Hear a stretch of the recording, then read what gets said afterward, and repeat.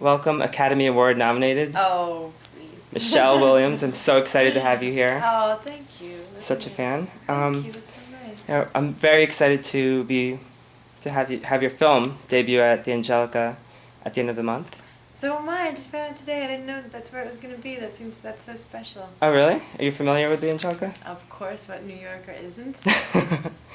Yeah, I saw Blue Valentine last week, and it was so affecting. Like, incredible performances by you, Ryan, and little Little Little Fate. Yes. Yes. Can you tell me a little bit about your role as Cindy in the film?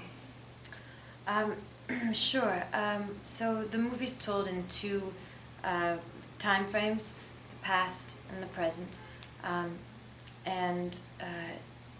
So when we meet Dean and Cindy, they're young and with the promise of their future and everything's in front of them, and then that's intercut with 6 years later when they're married and have a child. Great. I read that the director, Derek Cianfrance, did I say it right? Yes, you did. Well done. He bought time by purchasing the home that you guys filmed in. Can you tell me about that experience? He did. He bought time. I don't know how he paid for it, but he bought a lot of time every day. The lighting setups on the movie were never more than 15 minutes. Often they were 5, because what he was most concerned about was giving Ryan and I as much space, as many takes, and as much time as we needed, because he seemed to be more interested in performance than anything else, to the point where he was sacrificing lighting gear, like a whole lighting truck, or things that would compromise his ability to tell a story as a director, because he was so intent on sacrificing for us. And he bought, so we had a house. We were supposed to, this hiatus was supposed to be a week, and then for a whole host of reasons it turned into a month. We found the physical sort of change that we both wanted to go through, especially me, was going to take longer than a week, to learn how to fight, to learn how to sort of disintegrate this relationship that we'd built up, this friendship, this trust, this camaraderie, to learn to, strike a match to it and watch it go up in flames, and none of us wanted to do it, and we needed more time.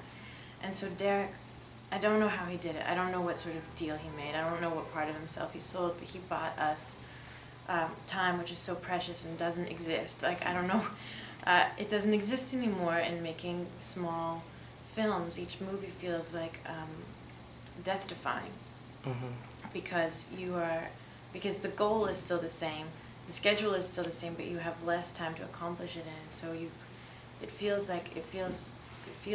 constantly. There's a kind of element of danger in the air, and Derek removed that from the situation. And made us feel safe, and because he padded us with this rarity of time. Yeah. So you think that was essential to the outcome of your performances and for the film? Sure, definitely. I mean, taking that month and rehearsing in the way that we did, maybe you would wonder, is that going to show up on the screen? Is that just indulgent? And I think there's no way. I wish I could work like that all the time now, and I don't think there's any way we could have gotten there without it. Okay. Ryan has said some amazing things about your performance in the film. I can attest to them. Yes. What was it like working with him? How did you guys go from like one extreme to the next?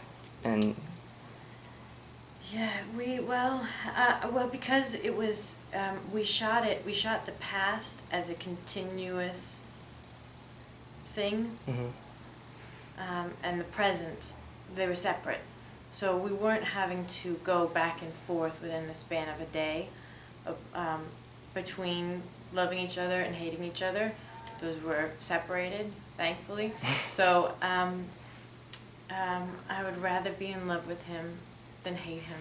I can tell you that much. I did not want to hate him. And it wasn't easy to do. Yeah, there were some really intense emotional scenes. Like the scene in the kitchen, that was very intense. It was moving Thanks. to watch. It was intense to shoot. So how many times have you seen the film now, and has it become more easy to watch? No, it's so strange, man. I never watch my movies. I hate seeing them. I find it very upsetting, jarring,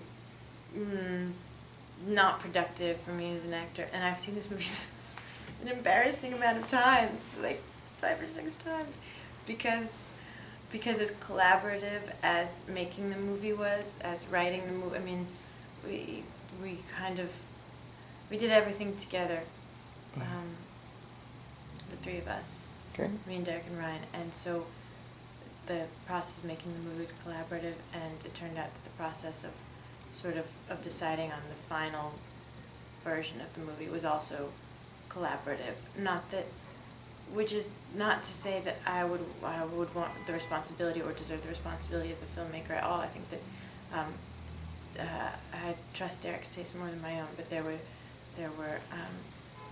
I knew Cindy.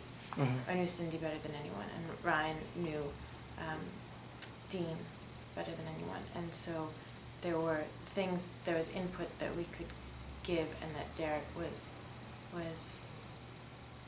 open enough to take. Great. I wanted to know your thoughts on the NC-17 rating.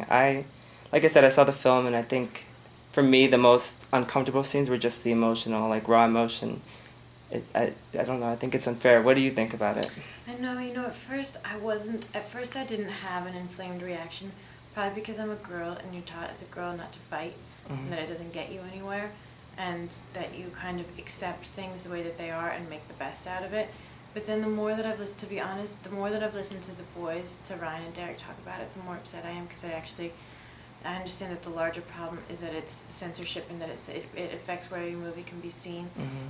I just found out today you can't play ads on television for an NC-17 film. Oh my God. I know. So I mean, I also feel like movies have a long life, and the release is just its infancy, and it'll go on to sort of grow up over the years, and it'll be judged again in 10, 20 years, and so that's I have belief in the long term.